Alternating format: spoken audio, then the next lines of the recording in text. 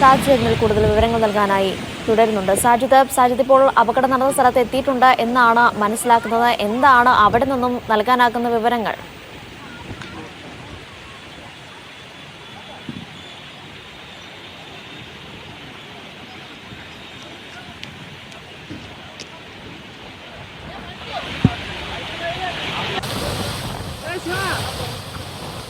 സാജിദ് കേൾക്കാമോ?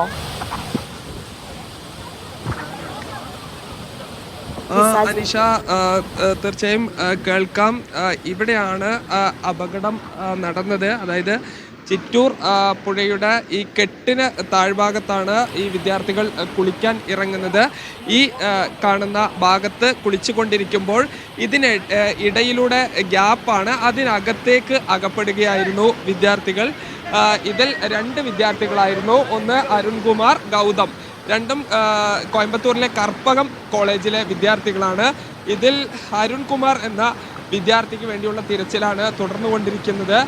ഗൗതമിനെ രക്ഷപ്പെടുത്തുകയും ചെയ്തിട്ടുണ്ട്. ഗൗതമിനെ ആദ്യം താലൂക്ക് ആശുപത്രിയിലും പിന്നെ ജില്ലാ ആശുപത്രിയിലേക്കും മാറ്റുകയും ചെയ്തു. ഇപ്പോഴെന്തായാലും ഈ രക്ഷാപ്രവർത്തനം തുടർന്നുകൊണ്ടിരിക്കുകയാണ്. ഇതിൽ ഈ 10 വിദ്യാർത്ഥികൾ വരുന്നു. അതിൽ ഒരാൾ അപകടത്തിൽ പെട്ട് ഇപ്പോഴും ഈ തിരച്ചിൽ തുടർന്നുകൊണ്ടിരിക്കുകയാണ്. ഇതിന് ഈ ഗ്യാപ്പിന് അകത്ത് കുടുങ്ങുകയായിരുന്നു എന്നുള്ളതാണ്. അവിടെ അതിനകത്ത് ഇപ്പോഴും ഈ പരിശോധന തുടർന്നുകൊണ്ടിരിക്കുകയാണ് ആളുകൾ. മന്ത്രി കെ കൃഷ്ണൻകുട്ടി അടക്കമുള്ള ആളുകൾ ഉണ്ട്. മിനിസ്റ്റർ, എന്താണ് ആ കുട്ടി അവിടെ കൊണ്ടുപോയ ആളും മരിച്ചുപോയി? ആശുപത്രിയിലുള്ള ആൾ, അതായത് ഗൗതം എന്ന വിദ്യാർത്ഥി മരിച്ചു. ഇപ്പൊ ഈ അരുൺകുമാറിന്റെ ഇത് ഇപ്പോ ലഭിക്കുന്നതാണ് പ്രതീക്ഷ അല്ലേ? എനിക്കത് ഇവിടെ ഉണ്ടാകുന്നുള്ളതല്ല, എനിക്ക് താഴെ ഉണ്ടാകുന്നതാണ് എന്റെ പ്രതീക്ഷ. ശ്രീ ഗൗതമിനെ ആശുപത്രിയിലേക്ക് മാറ്റിയിരുന്നു. ആ കുട്ടി മരിച്ചു. സൂപ്രണ്ട് വിളിച്ചു പറഞ്ഞു. ഇപ്പോ അതായത് ഇതിനകത്തുണ്ടാകും എന്നല്ല, താഴ്ഭാഗത്തേക്ക് ഒഴുകി പോയിട്ടുണ്ടാവും എന്നാണ് വിചാരിക്കുന്നത്. എനിക്കതാണ് തോന്നുന്നത്. ഇവിടെ നിൽക്കാനുള്ള സാധ്യതയില്ല, അത്ര ഒഴുക്കുണ്ടേ. ഇതാണ് ശക്തമായ ഒഴുക്കാണ്. ഒരുപക്ഷെ ഈ അടിയൊഴുക്കുള്ളത് കൊണ്ട് തന്നെ താഴ്ഭാഗത്തേക്ക് ഒഴുകി പോകാനുള്ള സാധ്യത കൂടി ഉണ്ട്. അത് മന്ത്രി അതിൻ്റെ ഒരു സാധ്യതയെക്കുറിച്ചാണ് പറഞ്ഞത്. ഇപ്പോൾ ഈ ഗൗതം എന്ന ആശുപത്രിയിൽ എത്തിച്ച വിദ്യാർത്ഥി മരിച്ചു എന്നുള്ളൊരു വിവരമാണ് മന്ത്രി കെ കൃഷ്ണൻകുട്ടി പങ്കുവെക്കുന്നത്. ആശുപത്രിയിൽ നിന്ന് അദ്ദേഹത്തിന് അത്തരം ഒരു വിവരമാണ് ലഭിക്കുന്നത്. ഇപ്പോൾ മുങ്ങൽ വിദഗ്ധർ എല്ലാം തന്നെ ഇറങ്ങി ഈ പരിശോധനകൾ തുടർന്നുകൊണ്ടിരിക്കുകയാണ്. അവർ ഈ മുങ്ങൽ വിദഗ്ധരും മറ്റും ഇതിനകത്ത് തിരച്ചിൽ നടത്തുന്നു. പക്ഷേ അത് ഈ കൂടുതൽ ദൂരത്തേക്ക് ഒഴുകി പോയിട്ടുണ്ടാകുമോ എന്നൊരു സംശയം ഉണ്ട്. മന്ത്രി കെ കൃഷ്ണൻകുട്ടി അടക്കം അതാണ് പങ്കുവെക്കുന്നത്. ഇപ്പോൾ മുങ്ങൽ വിദഗ്ധരായ ആളുകൾ ഈ തിരച്ചിൽ നടത്തിക്കൊണ്ടിരിക്കുകയാണ്. ഈ കർപ്പകം കോളേജിലെ 10 വിദ്യാർത്ഥികളാണ് പരിശോധനയ്ക്കായി എത്തുന്നത്, ഈ കുളിക്കാനായി ഇറങ്ങുന്നത്. ഇതിൽ ഒരു വിദ്യാർത്ഥിയെ നേരത്തെ തന്നെ ഈ പുറത്ത് എടുക്കാൻ കഴിഞ്ഞെങ്കിലും ജീവൻ രക്ഷിക്കാനായില്ല, മരിച്ചിരിക്കുന്നു. ഫയർഫോഴ്സിൻ്റെയും അതോടൊപ്പം തന്നെ മറ്റേ സ്കൂബ ടീമും എല്ലാം തന്നെ തിരച്ചിൽ നടത്തിക്കൊണ്ടിരിക്കുകയാണ്. ഇതിന് അകത്തുകൂടി നമ്മൾ അപകടം ഉണ്ടാകുന്നതിന് തൊട്ട് മുൻപ് ഉള്ള ദൃശ്യങ്ങൾ പരിശോധിച്ചാൽ ചില പെൺകുട്ടികൾ നടന്നു പോകുന്നു. ഒരു ആൺകുട്ടി, അതായത് അരുൺകുമാർ എന്ന ആൺകുട്ടിയാണ് ഈ നീന്തുന്നത്. ആ കുട്ടി ഇതിന് അകത്തേക്ക് പോകുന്നു. പിന്നീട് ഇതിനകത്തുണ്ടോ എന്നുള്ള പരിശോധനയാണ്, അങ്ങനെ ഒരു പ്രതീക്ഷയിലുള്ള ഒരു പരിശോധനയാണ് ഇപ്പോഴും നടന്നുകൊണ്ടിരിക്കുന്നത്. ഇനി എത്ര മനസ്സിലാക്കാൻ സാധിച്ചത് നല്ല അടിയൊഴുക്കുള്ള പ്രദേശമായിരുന്നു ഇത് എന്നാണ്. അപ്പോൾ സ്വാഭാവികമായും ഈ അരുൺ കൂടുതൽ ദൂരത്തിലേക്ക് ഒഴുകി പോകാനുള്ള ഒരു സാധ്യതയല്ലേ? അത്തരത്തിലേക്കാണോ ഇപ്പോൾ തെരച്ചിൽ പുരോഗമിക്കുന്നത്?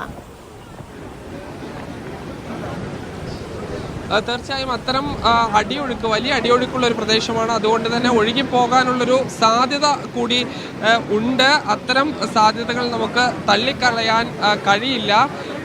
ഇപ്പോൾ ഈ സ്കൂബ ടീമും ഫയർഫോഴ്സിൻ്റെ ഈ സംവിധാനങ്ങളും എല്ലാം തന്നെ ഉപയോഗിച്ച് ഈ വ്യാപകമായ തെരച്ചിൽ നടത്തിക്കൊണ്ടിരിക്കുകയാണ്. വടവും മറ്റും കെട്ടിയാണ് തിരച്ചിൽ നടത്തുന്നതിന് കാരണം അത്രമേൽ അടിയൊഴുക്കുണ്ട്, വലിയ അടിയൊഴുക്കുണ്ട്. ഇപ്പോൾ ഈ സ്കൂബ ടീം, ഫയർഫോഴ്സിൻ്റെ ഉദ്യോഗസ്ഥരെല്ലാം തന്നെ ഈ തിരച്ചിൽ തുടർന്നു കൊണ്ടിരിക്കുന്ന കാഴ്ചയാണ് ഉള്ളത്. 10 വിദ്യാർത്ഥികൾ എത്തുന്നു. ഈ വിദ്യാർത്ഥികളെ കുറിച്ചുള്ള ഒരു ഡീറ്റെയിൽസ് എന്തൊക്കെയാണ്? അവര് എവിടുന്ന്? ഈ കർപ്പം കോളേജിലാണ് എല്ലാവരും? കർപ്പം കോളേജിലെ വിദ്യാർത്ഥികളാണ് അവരെല്ലാവരും. വിവിധ സ്ഥലങ്ങളിൽ, തമിഴ്നാട്ടിലെ വിവിധ സ്ഥലങ്ങളിൽ നിന്നുള്ളവരാണ്. അവർ ഒരുമിച്ച് ഇങ്ങോട്ട് വന്നതാണ്. അതിൽ 2 പേരാണ് ഇതിൽ അകപ്പെട്ടത്. ആദ്യം അകപ്പെട്ട ആളുകളിൽ നിന്ന് ഒരാളെ നമുക്ക് ആ സമയത്ത് ഉള്ളിൽ പോകാതെ എടുക്കാൻ കഴിഞ്ഞുവെങ്കിലും അദ്ദേഹം ഇപ്പോൾ സൂപ്രണ്ട് വിളിച്ച് അറിയിച്ചതനുസരിച്ച് ആൾ മരണപ്പെട്ടു എന്നുള്ളതാണ്. മരണം സ്ഥിരീകരിച്ചു എന്നുള്ളതാണ്. മറ്റേയാളെ സംബന്ധിച്ചുള്ള തെരച്ചിലുകളാണ് ഇപ്പോൾ നമ്മൾ തുടരുന്നത്. സ്വാഭാവികമായിട്ടും ഇവിടെ പുതിയ പാലം പണിതതിനു ശേഷം പഴയ കോസ്വേക്കകത്ത് ഷട്ടർ ഇട്ടുകൊണ്ട് തന്നെ നമ്മളിവിടെ ഒരു ജലസംഭരണി പോലെ സംരക്ഷിച്ച് നിർത്തുന്നതായിരുന്നു. അതിൻ്റെ ഇടയിലേക്ക് ഇവിടുത്തെ ആളുകൾക്ക്, ലോക്കലിലുള്ള ആളുകൾക്കാണെങ്കിൽ അതറിയാം എവിടെയൊക്കെയാണ് വെള്ളം പോകാനുള്ള ബുദ്ധിമുട്ട്, പ്രയാസമുള്ളതെന്ന് അറിയാം.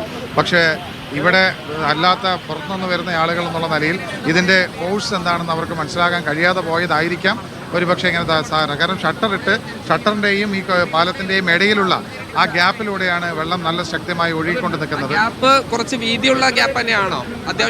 അത്യാവശ്യം വീതിയുള്ള, നന്നായി നീന്തൽ അറിയുന്ന ആളുകൾക്ക് പ്രശ്നം ഉണ്ടാവില്ല. സ്വാഭാവികമായും ഇവിടെ എല്ലാവരും കുളിക്കുന്നതാണ്, ഇവിടുത്തെ പ്രാദേശവാസികൾ കുളിക്കുന്നതാണ്, അവർക്ക് നന്നായിട്ട് ഇതിനെക്കുറിച്ച് അറിയാം. പക്ഷേ ഇത് പരിചയമില്ലാത്ത ആളുകൾ അവിടെ പോയി നിന്നത് കൊണ്ടൊരു പക്ഷേ ആ ഫോഴ്സിലേക്ക് അകപ്പെട്ടതായിരിക്കും. ഇപ്പോൾ കുറച്ച് വെള്ളത്തിൻ്റെ തോതും ഒരല്പം കൂടുതലായിട്ടുണ്ട്. കഴിഞ്ഞ ദിവസങ്ങളിലെ ആളിയാറിൽ നിന്ന് വരുന്ന വെള്ളത്തിൻ്റെ അളവ് കൂടിയത് കൊണ്ട് തന്നെ കുറച്ച് ഒഴുക്കും ശക്തമായിട്ടുണ്ട് എന്നുള്ളത് കൊണ്ട് ഒരുപക്ഷെ ഇവർക്ക് അതിനെക്കുറിച്ച് ധാരണയില്ല എന്ന സാഹചര്യത്തിലായിരിക്കാം ഇതിൽ പെട്ടത് എന്നാണ് കരുതുന്നത്. ഇതാണ് ഈ ആളിയാറിൽ നിന്ന് കൂടുതൽ വെള്ളം ഒഴുക്കി വിടുന്നുണ്ട്. മൂലത്തറ വഴി വലിയ തോതിൽ ഇങ്ങോട്ട് വെള്ളം എത്തുന്നുണ്ട്. ഈ ഞാൻ നിൽക്കുന്നത് ആണ് ഈ കോസ്വേ. ഇതിനടിയിൽ വീതിയിൽ ഉള്ള ഒരു പാസേജാണ്. അതിനകത്ത് കൂടി സാധാരണഗതിയിൽ ഈ നന്നായി നീന്താൻ അറിയുന്ന ആളുകൾ, പല കുട്ടികളും മറ്റും നീന്തുന്ന സ്ഥലം തന്നെയാണ്. പക്ഷേ ഇത് ഈ കോളേജിൽ നിന്ന് വന്ന തമിഴ്നാട്ടിൽ നിന്നുള്ള വിദ്യാർത്ഥികളാണ്. അവർക്ക് ഈ പുഴയെക്കുറിച്ച് കൃത്യമായി അറിയില്ല. അതുകൊണ്ട് തന്നെ ഇതിനകത്ത് കൂടി ഒഴുക്കിൽപ്പെട്ട് ഈ കുറച്ച് ദൂരം പോയിരിക്കാനുള്ളൊരു സാധ്യത ആണ് പറയുന്നത്.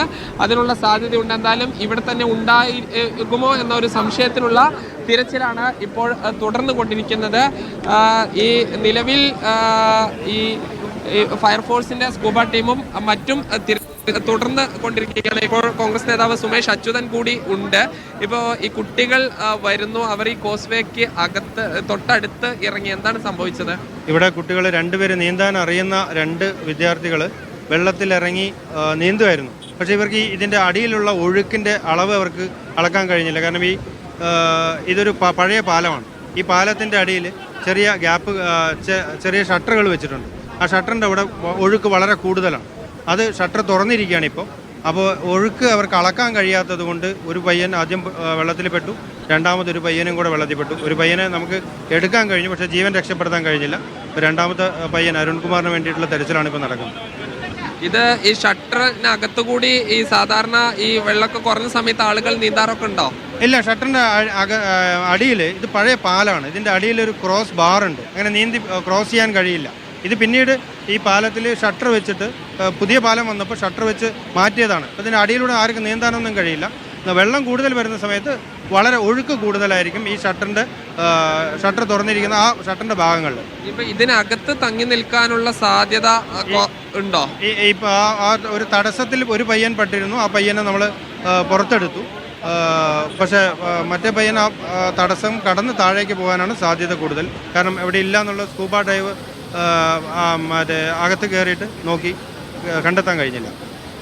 ഇതാണ് ഇതിനകത്തേക്ക് ആ വിദ്യാർത്ഥി ഏത് ഈ ഗ്യാപ്പിലേക്കാണ് കയറിയത് എന്ന് ആ കുട്ടികൾ തന്നെ പകർത്തിയ ദൃശ്യങ്ങളിൽ ഉണ്ട്. നമ്മൾ ആ ദൃശ്യങ്ങൾ നേരത്തെ കാണിച്ചിരുന്നു. അതിനകത്ത് കയറി സ്കൂബ ടീം വിശദമായി പരിശോധിച്ചെങ്കിലും അതിനകത്ത് ഇല്ല എന്ന് കണ്ടെത്തിയിട്ടുണ്ട്. ഇതേ തുടർന്ന് ഇപ്പോൾ തൽക്കാലം ഇവിടുത്തെ തിരച്ചിൽ ഒരുപക്ഷെ അവസാനിപ്പിക്കാനുള്ള സാധ്യതയുണ്ട്. ഇനി പുഴയുടെ മറ്റു ഭാഗങ്ങളിലേക്ക് കൂടി വിശദമായ തിരച്ചിൽ നടത്തേണ്ട ഒരു സാഹചര്യമാണ് ഉള്ളത്.